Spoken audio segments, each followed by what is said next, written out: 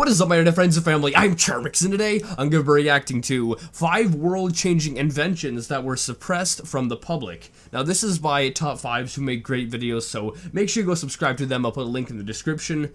And as far as what I expect from this video, I just expect inventions that, are possibly world-changing, but, like massive multi-million-dollar companies don't want them being in the public because then they'd lose money, and so people just end up, their inventions go missing as well as the people go missing. So I expect a lot of that from this, but other than that, I'm not really sure. Hopefully you guys like this video, and if you do, make sure you give it a thumbs up. And with that being said, let's begin!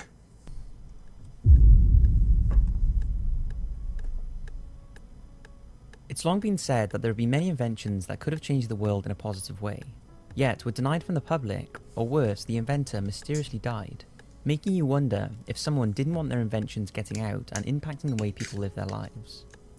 It all comes down to the thought that owners of the world's largest oil, energy, banking and tobacco corporations do not have the public's interest at heart, and are in it for greed and control over the population. Now, we cannot say that That's true pretty obvious. when you hear about the inventions that could well have changed the way we do things, in particular be cheaper and more efficient for the mass population and the environment.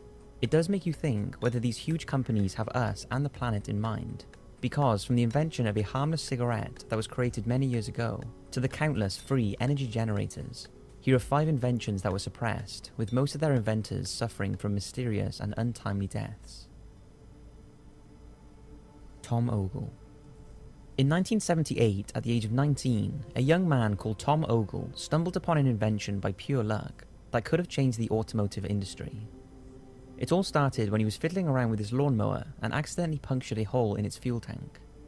As opposed to patching it up, he used a vacuum line and ran it from the tank straight into the carburetor inlet.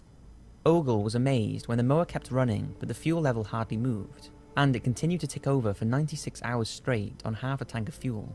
What? Over the next 5 years, Ogle made hundreds of experiments on his own Ford Galaxy, but removed the carburetor and fuel pump and replaced them with a secret box he called a filter, and the car went from over 20 miles per gallon to 100.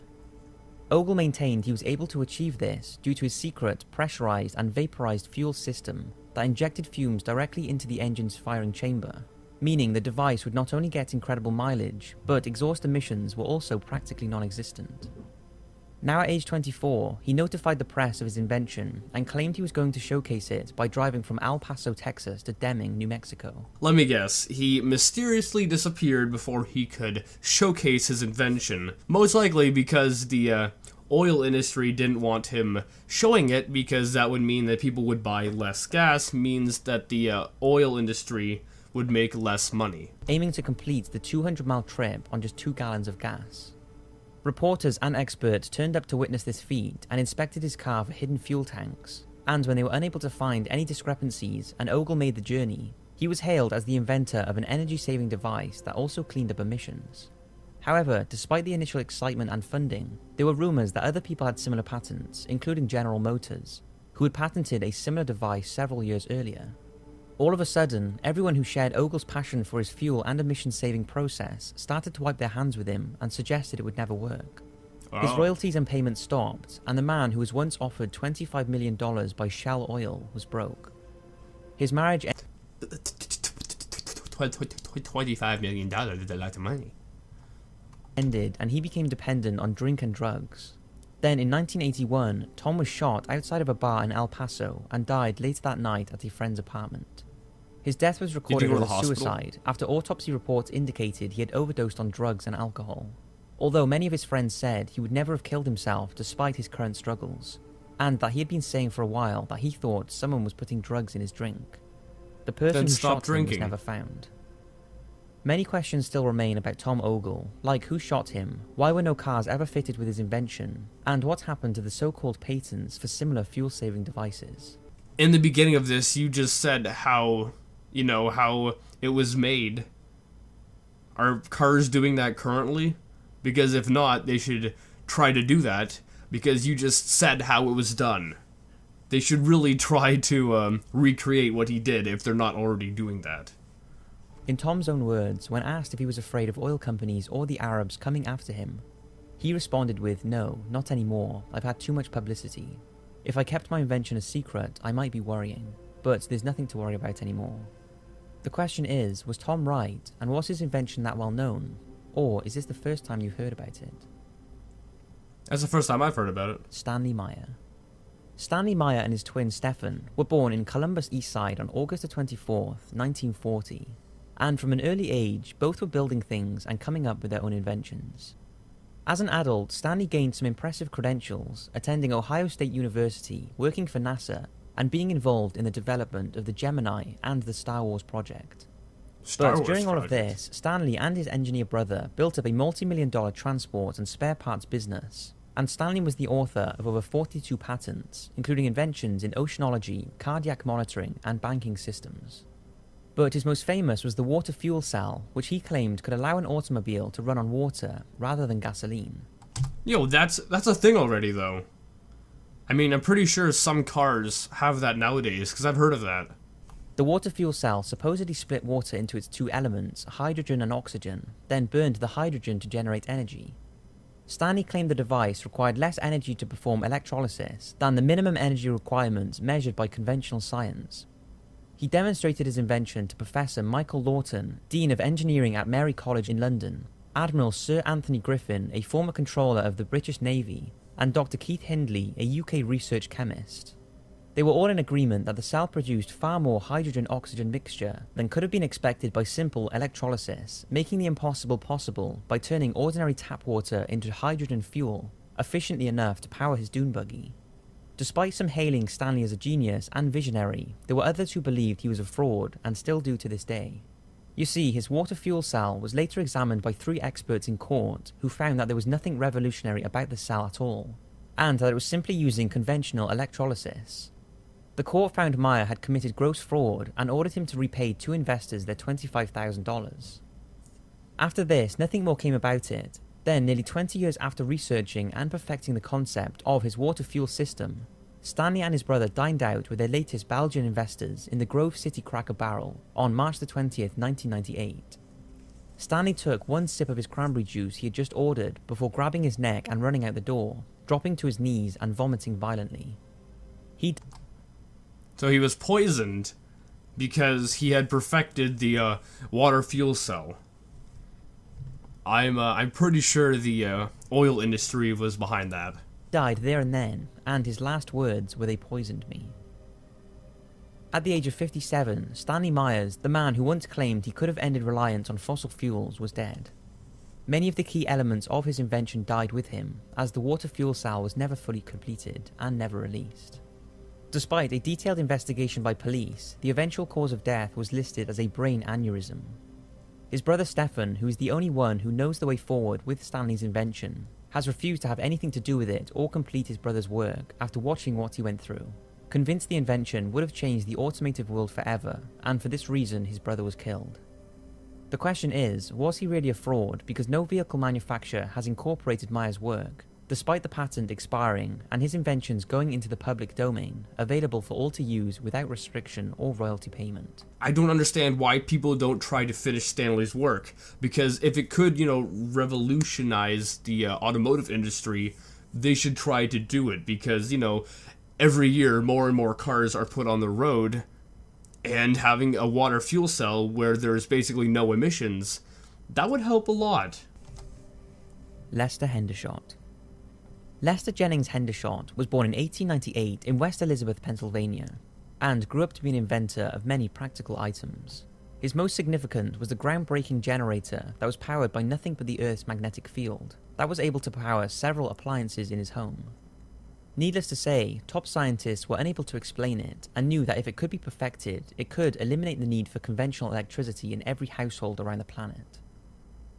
It all came about in 1925 when Lester was taking flying lessons and realised the need for a 100% reliable compass.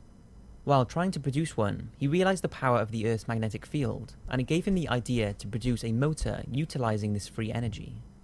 As work progressed on the motor, he began to realise that a magnetically powered motor may not work as well as a magnetically powered generator, so he concentrated on making one. Soon it was making news headlines, and even Colonel Lindenberg and the military began showing interest. However, the initial flurry of excitement worn off, as many started to claim Hendershot was a fake. even going to the length of displaying a supposed generator of his in front of the public and proving that it did not work. After this, it became apparent to those who supported Hendershot that there were people who were set on discrediting the invention. Hendershot still continued for many years with his free energy generator, and in the late 1960s, he was convinced he had an opportunity to present his invention to the US Navy. He produced 2 models and a 56-page proposal, but there was little interest. Then a year later, in April 1961, Hendershot's son returned from school and found his father dead. His death was recorded as suicide, although no investigation was ever carried out. Many, including his family, believe he was killed as he was a threat to the large energy companies after he continued to progress with his invention. That's believable. It was also reported that Hendershot had been approached by a large corporation who he refused to name, that apparently told him to stop all activity in connection with his motor or generator. All Hendershot would say was that if he was successful with his generator, it would be a serious threat to their multi-million-dollar industry. It's thought he accepted $25,000 on the condition that he did not build another unit for 20 years. He also told his family at times that he feared for his life. It's wrong to blame someone for being responsible for Hendershot's death, but given the fact he was convinced his generator did produce power and perfected could be revolutionary, it seems no one was interested in what he had come up with, and you can't help but wonder why. Yeah, that makes sense. I mean, if you're an inventor and you invent something that can possibly change the world, it's a massive threat to, well, in this case, it'd be a massive threat to, like, the coal industry who produce energy and, you know, these massive multi-million-dollar companies. They're being at threat of, you know, going out of business. So it would make sense that they would end up killing you if you were to invent something like that. So it's quite possible that he was killed. The Palladium cigarette. Every year, around 5 million smokers and over 500,000 non-smokers exposed to secondhand smoke die from tobacco-related deaths. But what if in the 1950s, one scientist came up with a cigarette without the carcinogenic chemicals? His name was Dr. James D. Mould, and he worked for the North Carolina tobacco company Liggett and Myers. His role was to test the harmful effects of tobacco on lab mice, and through his studies, he was able to isolate the materials in cigarettes that caused skin cancer. Armed with this knowledge, he started a project to produce a safer cigarette that would eliminate or at least minimize the harmful ingredients. Mould's project became known as Project XA, and at first he had the backing of Liggett and Myers. It took James 25 years to produce a cigarette that relied on the use of palladium and magnesium nitrate to destroy the substances in cigarette smoke that caused cancer. He called it the Palladium cigarette. However, after talks with lawyers, Liggett and Myers withdrew their backing. It's hard to believe, but lawyers had advised that by launching a safer product would lead to lawsuits from customers of their original product, as it would be admitting they were unsafe. Don't forget, this was around the time where it was fashionable and in fact deemed healthy to smoke cigarettes. Are you telling me there was a time where it was healthy to smoke cigarettes? Really? Like, I knew back in the 50s people smoked a lot, but I never thought that, you know, back then they thought it was healthy. Unable to continue with his work, James was requested by Liggett and Myers not to publish anything about his findings, and 25 years of work was abandoned. At this time, Liggett and other tobacco companies continued to sell cancer-causing cigarettes, with the general public unaware of the harm they were causing. Dr. Mould had effectively been gagged by the company. He died in 2002, knowing he could have saved the lives of countless people if it were not for the tobacco companies and their refusal to admit that they knew how dangerous smoking was. What's even more upsetting is that now tobacco companies have to state how dangerous smoking is, but nothing seems to have come about from Dr. Mould's work. And this could have happened many years ago, potentially preventing an untold number of lives. Well, I mean, nowadays, e-cigarettes are a thing, where they don't have, like, the tar and the charcoal and the other crap in cigarettes, so it's a lot healthier, and it doesn't cause as many issues as if you were to smoke an actual cigarette. So although this guy was trying to make a cigarette that was healthy, we already kind of have that now. Dmitry Petronov. This next person is the most mysterious in this video, but the information on him is seriously lacking. We do know he definitely existed, and that he definitely died under suspicious circumstances. His name was Dmitry Petronov, and he was born in Kiev in 1952, but went on to study at the best engineering school in Berlin. and later worked for an aviation company for over 20 years.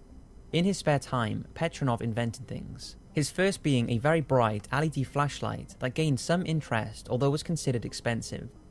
He then created a plasma battery, which he maintained could operate for 3 years without being recharged. What? He went on to use one to apparently power his entire house.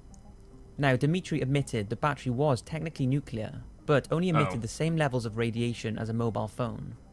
As word got around, in 2009, Dmitri was invited to visit a military lab in Moscow to Oh wait, so this is actually like recent. It's not like back in the 1900s or the 20th century. This was in like 2009. This is very recent. demonstrate his device in front of generals.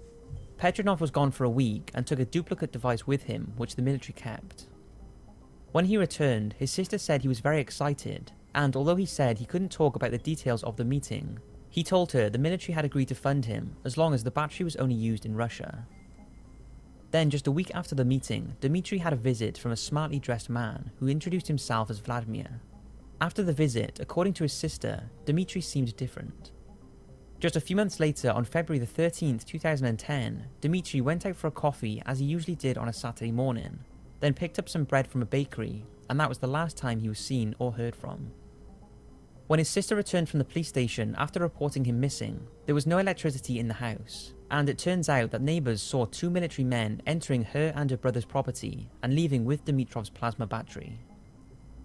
2 weeks later, and no closer to finding out what happened to her brother, his sister received a parcel containing Dmitri's watch. Now, what happened next I cannot be certain of, but over a year after his disappearance, a decomposing body was pulled from Russia's Volga River, but their teeth and hands were missing, making identification impossible. There is speculation that this was Dmitri Petronov, the man who apparently powered his entire house on a single homemade plasma battery, because if this wasn't his body, then where has he gone? Okay, I kind of doubt that was his body, just because if the military, wants you gone, you're gone. No one's gonna find you if the if the military wants you gone. I mean, it's Russia. A lot of crime happens over there, so that could have been just any random person's body that, like, the mob threw in there.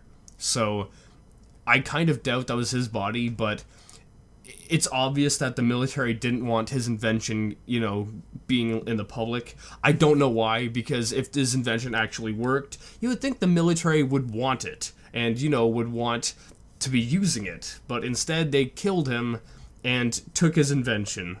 So maybe they are using it, but no one knows, which would be a very interesting conspiracy. Anyway, guys, I hope you liked this video. This is very interesting. A lot of these inventions should be, looked into by people nowadays and tried to recreate, because if we could get, like, the car one, if we could get that car one where he could travel, like, 200 miles off of 2 gallons of gas, do you know how effective that would be in reducing emissions and, saving people money?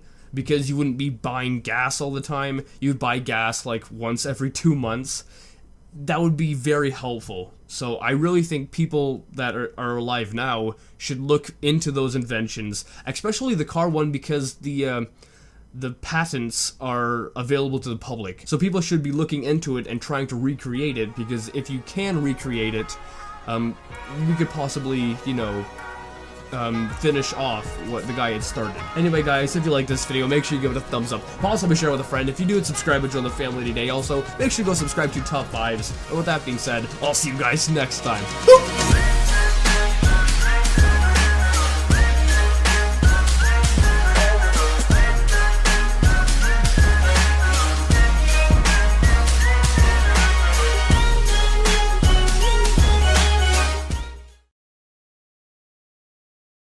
Hey there, if you ever get bored of watching people sat in silence, maybe you should come and check out the We Know Nothing podcast, where we talk too much. If you want to listen to two drunk best friends talking about current events, opinions and embarrassing stories, be sure to check us out.